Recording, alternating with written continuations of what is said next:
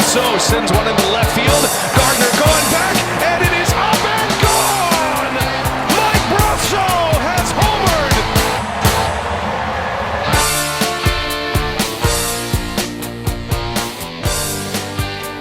What is going on,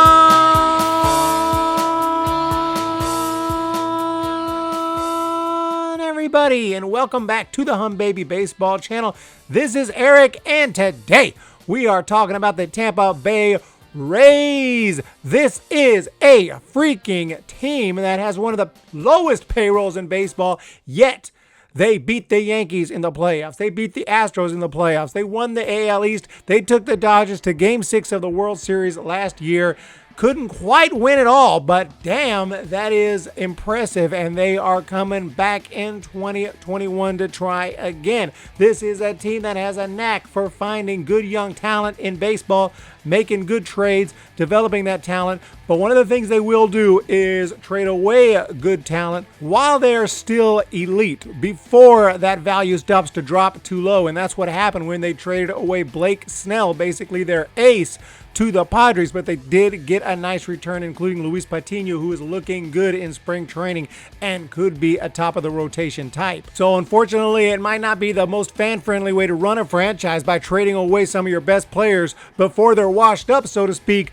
But hey, if you keep on winning, division titles and making playoff runs and getting to the World Series, I don't think your fans are going to mind too much, especially considering you have the 28th place payroll in baseball. So you got to do what you got to do as a franchise, and I appreciate that. I don't always love the way they run their team, especially when you saw Blake Snell getting pulled in the World Series. That was infuriating if you were rooting for the Rays, but obviously, it worked well enough to get them to the Fall Classic. They're going to try again in 21 to win it all. And we're going to take a look at this team, at the new arrivals. As you can see, we'll go through the lineup and the rotation and the bullpen, giving a grade to those parts of the team. But before I get any further, please hit that subscribe button. Help out the channel. Let's get to 6K by opening day. Thank you so much for your support. It means the world to me. Also, huge shout out to Colt and all of my great Rays fans who watch the channel. Shout out to you guys. Thank you so much for your support.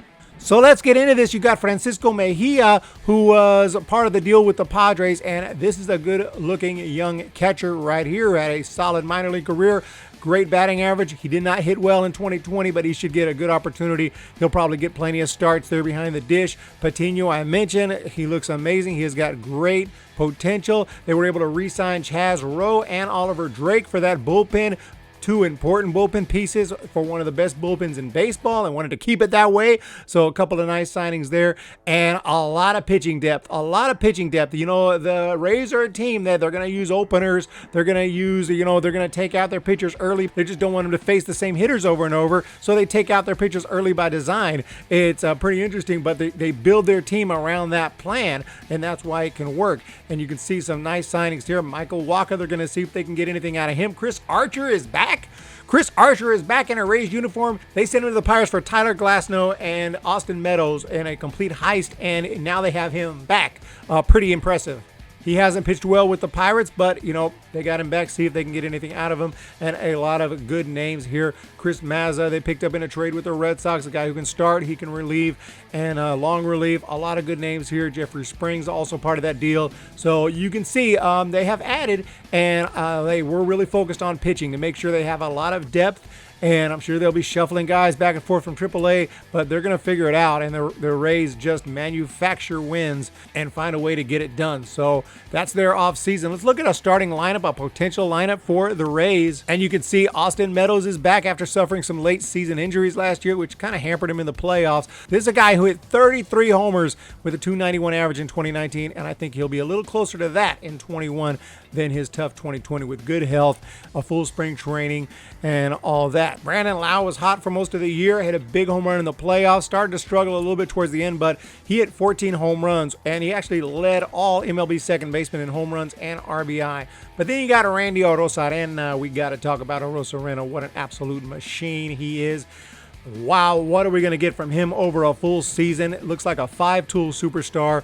30 home runs, I think, will be easily within reach. I'm optimistic he can hit 40 plus. He's going to get on base. He's going to play solid defense. He's got speed. He's got it all. What a great pickup from the Cardinals. The Rays got to be ecstatic about Randy Arozarena.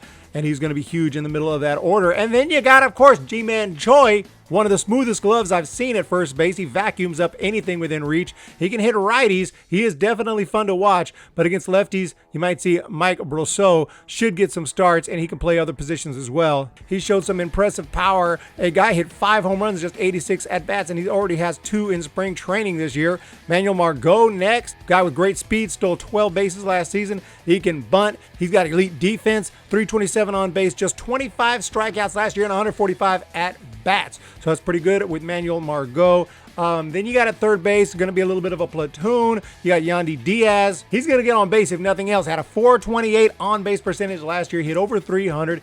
He doesn't have a ton of extra base power. He didn't show it last year, but the guy can get on base. Then you got Joey Wendell, who's going to play some elite defense at third base. He can play other positions as well. He's going to have a solid bat, so very nice there at third base. At short, you can see Willie Adames, another strong fielder. I mean, you got really good defense throughout this lineup and a guy who can hit especially well on the road, so that's nice to have him there. Kevin Kiermaier, another big defensive. I mean, basically defense first as we get towards the end, but these guys are so good defensively that they're a strength, and Kevin Kiermaier is one of them, probably the best defensive center fielder in baseball, or at least he's up there, one of the best.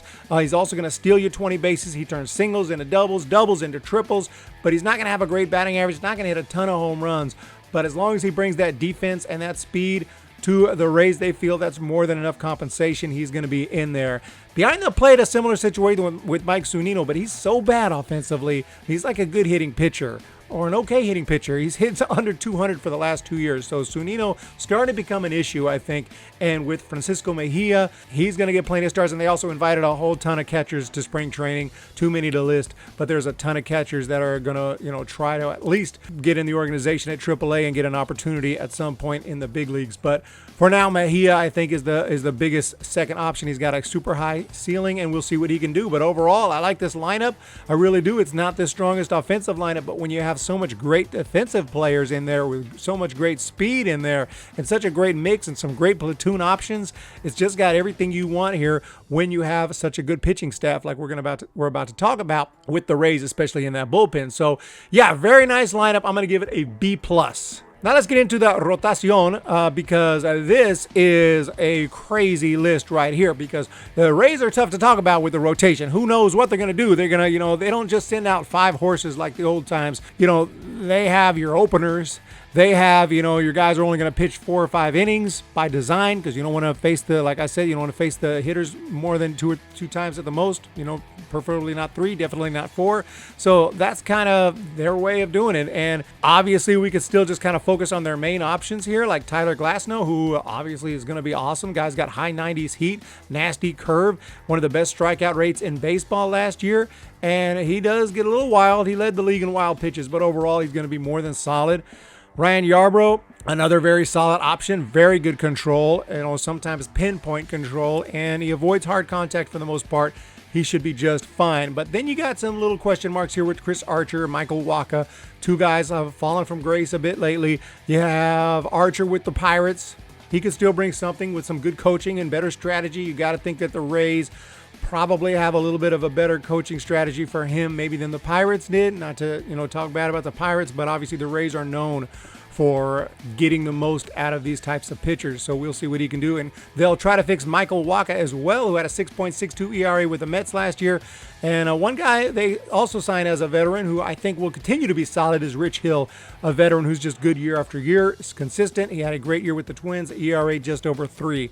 So that's a main 5 options right there. After that, you got your young arms like Patino, like Shane McClanahan, who could bring some good starts, especially later in the year. Josh Fleming, another guy, good slider, good sinker. And Brent Honeywell Jr., a very exciting prospect right there, who has a rare secret weapon called the screwball. Check out my video on that. I think I mentioned Honeywell in there.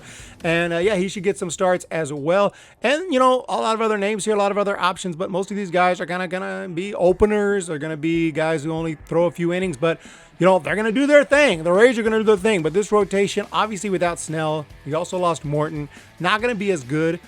But a lot of that depends on Patino, how well he develops and some of these other youngsters. But for now, it's got a lot of parts, it's got a lot of pieces, it's got a lot of depth. Knowing the Rays, it's going to be good. But I don't think it's great because, I just don't know what you're going to get out of Archer and Wacha. So I'm going to give it a B. because I still think the Rays will get the most out of these guys. So for now, I'll say B. Now let's jump into the bullpen, and the bullpen needs to be a strength for this team if they're going to make it back to the playoffs, much less the World Series in 21. Luckily, it is awesome, and I think it's amazing. You got Nick Anderson. He's basically unhittable. The guy's absolutely ridiculous. Career 15 per 9 strikeout ratio.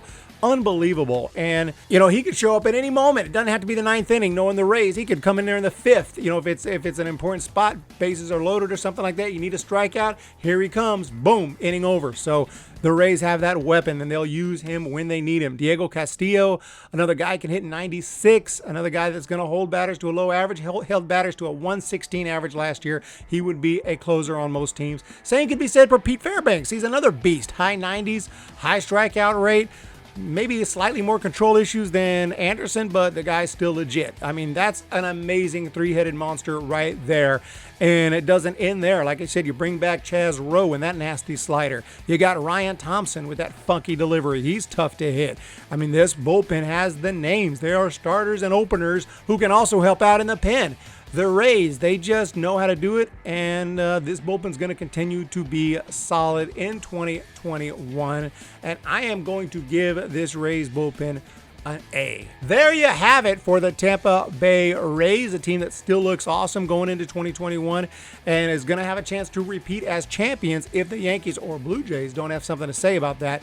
So it's going to be fun to watch, and even if they don't repeat as champs in the East, they could still easily make a wild card push. So we'll see what happens for the Rays. I'm going to give them a B+ overall as a team. Very solid, good coaching. The only thing I would say is I think once you get into that World Series, once you get into Game 6 and Game 7, this is just my thought, maybe I'm old school, but you might start to be a little more flexible with those, rules. I know they got you there, but sometimes if a guy's, dominating, maybe you don't pull him too early. You know what I'm talking about if you watched the World Series last season. So you guys have a great day. Hit the subscribe button. Hit the thumbs up button. Hope you all enjoyed the video. 3 more teams to go. We're going to do a Red Sox preview. We're going to have a Blue Jays preview, which will feature Ball Cap Sports. And we're going to have several Giants previews, but we'll have one with SF Bay Area Sports Talk as well. So you guys have a fantastic day. Hit the subscribe button. Hit that thumbs up button. We'll talk to you next time. See ya! When the Giants come to town, it's bye-bye, baby. Every time the chips are down, it's bye-bye, baby.